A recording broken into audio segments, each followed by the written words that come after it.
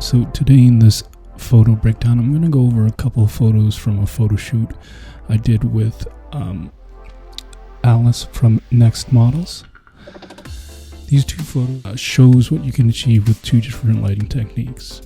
The picture on the left utilizes natural lighting, and the one on the right requires strobes and studio lightings. So let me set up the day for you, and the location also.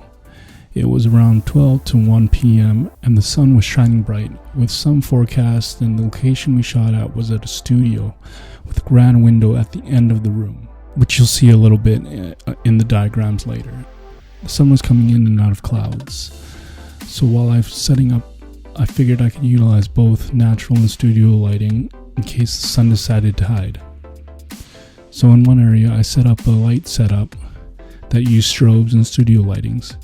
And in another area, I would utilize the natural grand windows. That way I can move between the two and see how I liked it depending on how it played with the mood and style of the shoot. Having those two areas.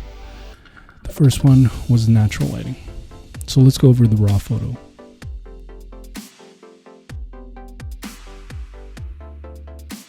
The aperture is f3.5, shutter speed 1/80th of a second.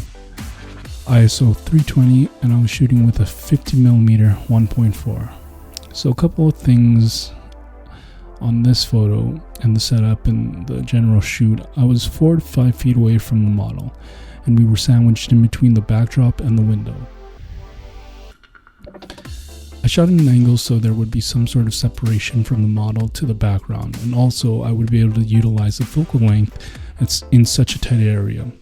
Now the sun was moving in and out of the clouds, so I was constantly readjusting my camera settings in the camera. But I found this sweet spot at the one you see here. So these settings right here. Now, as I said, I set up a studio area for studio lighting and natural lighting. Let's go over the studio portion of the shoot. In this area, I shot her against a wall, but she wasn't right up against the wall. She was about 6 to 7 feet out, and I was 5 to 6 feet away from her. The studio was big enough that it afforded me the ability to shoot at a long focal length. A long fixed focal length, I should say, 100mm lens. Let's go over the raw file of this photo. The aperture is at f10, shutter speed 1/200th of a second, and ISO 100, and I was shooting, well, of course, at 100mm 2.0 fixed aperture. Aside from the camera setting, because I was shooting at the long fixed focal length, I had to manually walk back and forth to adjust my distance from her.